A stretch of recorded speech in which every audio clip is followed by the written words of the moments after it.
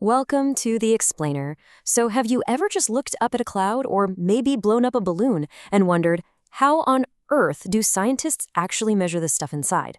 I mean, we're talking about gases here. They're chaotic, they're completely invisible, and the particles are constantly zooming around.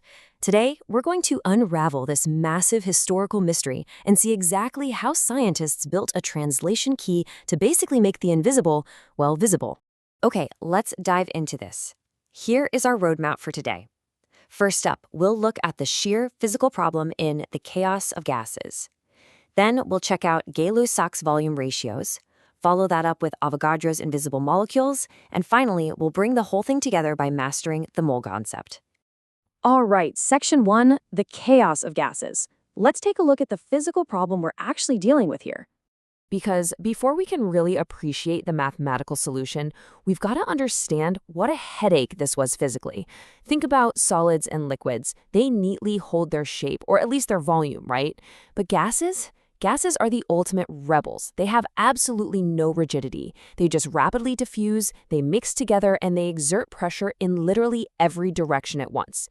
So put yourself in the shoes of an early 1800s scientist. How do you even begin to weigh or count something that refuses to sit still, has zero fixed shape, and is completely invisible? Which brings us to Section 2, Gay Lussacs volume ratios, finding harmony in the volumes. Fast forward to 1805, and this French chemist, Joseph Louis Gay Lussac, discovers the very first major piece of the puzzle. He publishes his law of combining volumes, stating, and I quote, "When gases react, they do so in volumes which bears a simple whole number ratio to one another." Now that phrase right there, simple whole number ratio, that was a massive paradigm shift. It basically proved that despite acting like total chaos, interacting gases are actually governed by super clean, highly specific mathematical rules. And this brilliantly illustrates that chemical harmony in action. Look at what happens if you take 2 volumes of hydrogen gas and react them with exactly 1 volume of oxygen.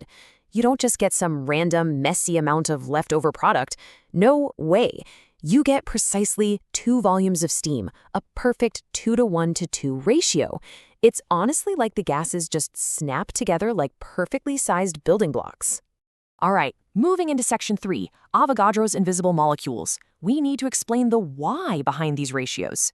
You see, while Gay Lussac found these incredibly beautiful mathematical ratios, he couldn't quite figure out why they behaved this way. Getting that answer took the sheer genius of Amedeo Avogadro in 1811. But hold on, before we can really grasp his big breakthrough, we need to get our definitions strictly straight. First, the atom. Think of an atom as the absolute base unit, the very smallest particle of an element that can actually take part in a chemical reaction. Though crucially, an atom might not actually be capable of existing all by itself. A molecule, on the other hand, is the smallest particle of an element or compound that can actually exist by itself in a free state. In Avogadro, he brought forward this absolutely critical distinction for gaseous elements. Before this, scientists, even big names like John Dalton, were really struggling, mostly because they assumed gases were just floating around as single isolated atoms. But Avogadro realized, wait, no, they exist as independent molecules, which are often made up of multiple atoms bonded together. Let's move to and see how this builds into Avogadro's crowning hypothesis. Under the exact same conditions of temperature and pressure, equal volumes of all gases contain the exact same number of molecules. Take the formation of ammonia, for example. 1 volume of nitrogen combines with 3 volumes of hydrogen to yield exactly 2 volumes of ammonia. Thanks to Avogadro, we can translate those volumes directly. It means 1 molecule of nitrogen plus 3 molecules of hydrogen yields 2 molecules of ammonia. The volumes map perfectly because they represent equal numbers of independent molecules. Okay, the final piece of the puzzle, Section 4, Mastering the Mole Concept, Establishing a Universal Standard.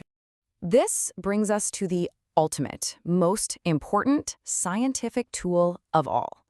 Now, I know whenever folks hear the word mole in a chemistry context, there's a tendency to kind of panic.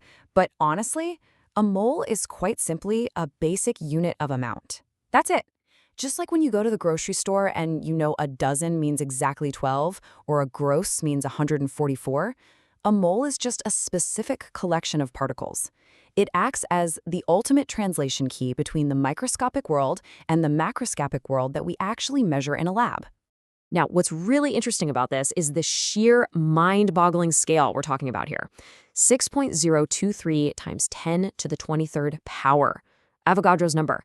That is the exact number of particles contained in exactly 1 mole of a substance. To really picture that, you'd literally have to take that decimal point and move it 23 spaces to the right. It's an impossibly massive scale for sure, but it's the precise bridge we need to finally count those invisible, chaotic gas particles we started with. And here is the ultimate aha moment of our journey, the tool that ties all that chaos into perfect, predictable order. If you have exactly 1 mole of any gas, 3 incredible things are simultaneously true. First, it weighs exactly its gram molecular weight. Second, at standard temperature and pressure, it will always occupy exactly 22.4 liters. Oxygen, ammonia, carbon dioxide, it honestly doesn't matter. It's always 22.4 liters. And third, inside that specific space, there are exactly 6.023 times 10 to the 23rd particles. Mass, volume, and particle count, all beautifully, seamlessly connected by one elegant rule. We started out looking at chaotic, invisible gases that just seemed totally impossible to tame.